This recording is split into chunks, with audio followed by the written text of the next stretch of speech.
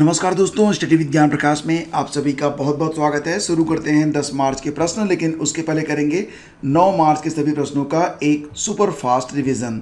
तो उत्तर प्रदेश में safe city परियोजना के दूसरे चरण में कितने शहरों को शामिल किया गया है? इनकी संख्या 12 है, जबकि पहले चरण में सिर्फ लखनऊ को शामिल किया गया था। अंतर्राष्ट्रीय महिला दिवस 2021 की थीम रखी गई है women in leadership, achieving an equal future in a कोविड-19 वर्ल्ड। और इसरो 28 मार्च को GSAT-1 उपग्रह का प्रक्षेपण करेगा, जिसका उद्देश्य होगा रक्षा प्रणाली को और इम्प्रूव करना, साथ ही साथ आपदा प्रबंधन को मैनेज करना। हाल ही में किस भारतीय महिला खिलाड़ी ने Swiss open super badminton tournament में रजत पदक यानी कि सिल्वर मेडल जीत लिया है? तो ये खिलाड़ी हैं PV सिंधु। और ई गवर्नेंस को बढ़ावा देने के लिए त्रिपुरा ने कौन सा ऐप लॉन्च किया है? तो इस ऐप का नाम है जागृत त्रिपुरा। बड़े भारतीय बैंकों को और मजबूत बनाने के लिए विलय की सिफारिश करने वाली जो समिति बनाई गई थी वो थी नरसिंघम द्वितीय समिति। इसकी स्थापना हुई थी 1998 में। और सॉलिड फ्यूल डक्टेड रैमजेट यानी कि SFDR टेक्निक का सफल परीक्षण हाल ही में किया गया है DRDO के द्वारा। साथ ही साथ ये भी याद रखना कि south Asian digital media award में से किसे champion publisher of the year 2020 का पुरस्कार दिया गया? तो ये ग्रुप है द हिंदू ग्रुप। तो ये सारे प्रश्न काफ़ी इंपॉर्टेंट हैं और अब बारी है आज के प्रश्नों की। लेकिन उसके पहले आपको बता दें कि अगर आपने अभी तक हमारी ई-बुक्स को परचेज नहीं किया है, जो कि एवरी मंथ आपको प्रोवाइड करवाई जाती है बिल्कुल सरल भाषा में, तो इसे आप परचेज कर सकते हैं। लिंक आपको मिल जाएगा इसी वीडियो के डिस्क्रिप्शन में। तो आइए आगे बढ़ते हैं। हाल ही में किस राज्य के पूर्व राज्यपाल जस्टिस अंशुमान जी का निधन हो गया? तो 85 वर्ष की अवस्था में स्वास्थ्य कारणों से इनका निधन हो गया है। लंबे समय से बीमार थे। फिलहाल ये A और B यानी कि राजस्थान और गुजरात दोनों राज्यों के पूर्व राज्यपाल रह चुके हैं। आगे बढ़ते हैं और चलते हैं अगले क्वेश्चन पर। तो अगला क्वेश्चन ये होगा कि मार्टियो पेलिकॉन रैंकिंग कुश्ती सीरीज में किस भारतीय पहलवान ने स्वर्ण पदक जीत लिया है? तो ये तस्वीर आप पहचानते होंगे और ये हैं बजरंग पुनिया। तो ऑप्शन B इसका बिल्कुल करेक्ट है। बजरंग पुनिया ने मार्टियो पेलिकॉन रैंकिंग कुश्ती सीरीज में स्वर्ण पदक जीतकर भारत का नाम रोशन कर दिया है। तो यहाँ पर आप देख सकते हैं ये जो प्रतियोगिता है वो रोम में हो रही है। टोक्यो ओलंपिक की तैयारी में लगे भारतीय पहलवान बजरंग पुनिया ने आखिरी 30 सेकंड में 2 अंक जुटाकर मार्टियो पेलिकॉन रैंकिंग कुश्ती सीरीज में स्वर्ण पदक जीत लिया है। इसी के साथ उन्होंने अपने खिताब का बचाव भी कर लिया है। जीत के साथ उन्होंने अपने वजन वर्ग में फिर नंबर 1 रैंकिंग हासिल कर ली है। और ये भी याद रखना कि विशाल कालीरमण ने गैर ओलंपिक वर्ग 70 किलोग्राम में प्रभावित किया। उन्होंने कजाकिस्तान के सीरबाज तालगत को 5-1 से हराकर कांस्य पदक जीता है। तो कांस्य जीता है यहाँ पर कालीरमण ने और स्वर्ण जीत लिया है बजरंग पुनिया ने। तो ये काफ़ी इंपॉर्टेंट पॉइंट है, इसको आपको बिल्कुल याद रखना है एग्जाम के पॉइंट से। हाल ही में जम्मू कश्मीर का पहला वाइट वाटर राफ्टिंग उत्सव कहाँ पर आयोजित किया गया? क्योंकि ये पहला है तो इम्पोर्टेंट है। इसका नाम है वाइट वाटर राफ्टिंग। राफ्टिंग क्या होता है ये आप देख सकते हैं यहाँ पर। इस प्रकार से इसे आप एक नौकायन की प्रतियोगिता भी कह सकते हैं। तो ये प्रतियोगिता आयोजित की गई थी कहाँ पर? ऑप्शन C डोडा में। ठीक है, कहाँ पर? डोडा में। तो पहली बार साहसिक खेल कार्यक्रम डोडा प्रशासन द्वारा जम्मू कश्मीर में भद्रवाह विकास प्राधिकरण यानी कि BDA द्वारा चेनाब नदी पर Chenab white water rafting festival का आयोजन किया गया। तो ये क्वेश्चन काफ़ी इंपॉर्टेंट और दिलचस्प भी है।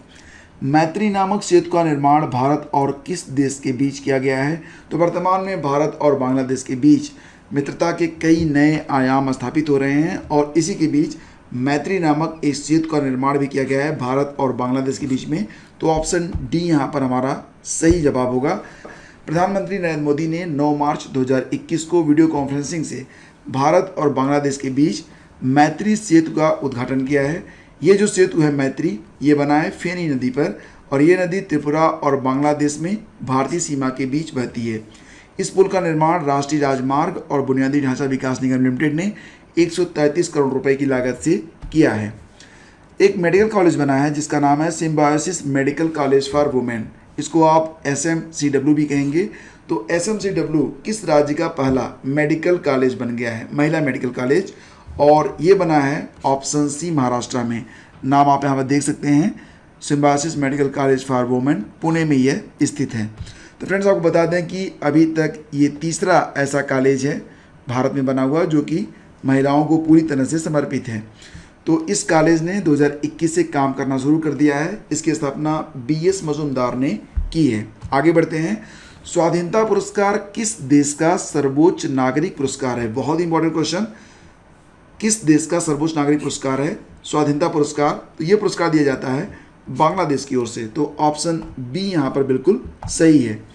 तो दोस्तों, जैसा कि आप जानते हैं 2021 में इस पुरस्कार के अंतर्गत एक संगठन और 9 लोगों को यह पुरस्कार दिया जाएगा। कौन सा पुरस्कार? स्वाधीनता पुरस्कार। और इस पुरस्कार के अंतर्गत स्वर्ण पदक दिया जाता है और साथ ही साथ 5 लाख रुपए भी प्रदान किए जाते हैं। किस बैंक ने हाल ही में ऑपरेशन ट्विस्ट की घोषणा की है? तो हाल ही में ऑपरेशन ट्विस्ट की घोषणा करी गई है RBI के द्वारा, रिजर्व बैंक ऑफ इंडिया के द्वारा। तो फ्रेंड्स, आपको यहाँ पर ये बता दें कि भारतीय रिजर्व बैंक ने पहली बार ऑपरेशन ट्विस्ट कम OMO यानी कि ओपन मार्केट ऑपरेशन की घोषणा कर दी है। और पहल के तहत भारतीय रिजर्व बैंक द्वारा 20,000 करोड़ रुपए की सरकारी प्रतिभूतियाँ खरीदी जाएंगी और 15,000 करोड़ रुपए की प्रतिभूतियाँ 10 मार्च को बेची जाएंगी। हाल ही में किस देश ने सार्वजनिक जगहों पर बुर्का पहनने पर रोक लगा दी है? तो ये क्वेश्चन भी काफ़ी इंपॉर्टेंट है और बुर्के का विरोध दुनिया के तमाम देशों में बहुत पहले से हो रहा है। हाल ही में स्विट्जरलैंड ने भी इस पर प्रतिबंध लगा दिया है। वहाँ पर जो मुस्लिम महिलाएं हैं वो सार्वजनिक स्थानों पर बुर्का पहनकर भ्रमण नहीं कर सकती हैं। तो ऑप्शन डी यहाँ पर बिल्कुल करेक्ट है। इसके पहले फ्रांस ने 2011 में बुर्के पर प्रतिबंध लगाया था। और ये भी याद रखना कि फ्रांस 2011 में पहला यूरोपीय देश था जिसने बुर्के पर प्रतिबंध लगाया था। स्विट्जरलैंड की राजधानी कहाँ पर है? तो ये राजधानी है बर्न। ठीक है। केंद्रीय प्रदूषण नियंत्रण बोर्ड द्वारा जारी आंकड़ों के अनुसार देश का सबसे अधिक प्रदूषित स्थलों वाला राज्य है ऑप्शन सी यानी कि ओडिशा। लेकिन यहाँ पर अगर बात करें उत्तर प्रदेश के बारे में तो उत्तर प्रदेश दूसरे स्थान पर है और तीसरे स्थान पर है देश की राजधानी दिल्ली। तो ये क्रम भी आपको याद रखना है। ओडिशा में कुल कितने स्थान मिले हैं? 23। उत्तर प्रदेश में मिले हैं 21, दिल्ली में मिले हैं 11। तो फिलहाल ये संख्या काफ़ी अधिक है। और इसी प्रकार से पहला स्थान ओडिशा, दूसरा स्थान उत्तर प्रदेश और तीसरा स्थान दिल्ली को प्राप्त हुआ है। केंद्रीय प्रदूषण बोर्ड द्वारा 112 सबसे प्रदूषित स्थलों में उड़ीसा को पहला स्थान दिया गया है। और अब बारी है क्वेश्चन नंबर 9 की। मैंने आपसे सवाल ये पूछा था कि बाबरनामा का अंग्रेजी में अनुवाद किसने किया था? और इसका सही जवाब है ऑप्शन ए, लेडेन और रस्किन ने। यहाँ पर जो रेंडमली मैंने आंसर सेलेक्ट किया है, हालांकि आंसर तो बहुत सारे लोगों ने बहुत ही अच्छे लिखे हैं, मैं ये नहीं कह सकता कि किसका आंसर बहुत बढ़िया है, लेकिन रेंडमली ये आंसर मैंने यहाँ से उठाया है। और ये है बाबरनामा, बाबर की आत्मकथा है जो कि चगताई तुर्की भाषा में लिखी गई थी। इसका अंग्रेजी अनुवाद लेडेन और रस्किन ने किया था। फारसी भाषा में इसका अनुवाद अब्दुल रहीम खान ने किया था। आत्मकथा में बाबर ने दीवार से घिरे तथा 4 आयताकार भागों में विभाजित बागों का भी जिक्र किया है जिन्हें 4 बाग कहा जाता है। इस रचना में बाबर ने विजयनगर तथा मेवाड़ राज्यों का उल्लेख भी किया है। तो दोस्तों, आज बारी है क्वेश्चन नंबर 10 की, जिसमें हम आपसे पूछेंगे रीजनिंग का एक क्वेश्चन। और ये प्रश्न पूछा गया था UPPCS 2016 में जो CSAT का पेपर होता है, सेकंड पेपर GS का, उसी में ये प्रश्न पूछा गया था। तो ये टेस्ट करेगा कि आपकी रीजनिंग कितनी स्ट्रांग है। ईमानदारी से आप इसका उत्तर देने की कोशिश करना। वीडियो को पॉज कर लो, आराम से पढ़ लो, स्क्रीनशॉट ले लो और फिर बताना कि इसमें कौन सा आंसर सही है। क्वेश्चन होगा कि 4 बच्चे एक पंक्ति में बैठे हैं। A B के बगल वाली सीट पर बैठा है लेकिन C के बगल में नहीं। यदि C D के बगल में नहीं बैठा है तो D के अगल बगल की सीट पर कौन बैठा है?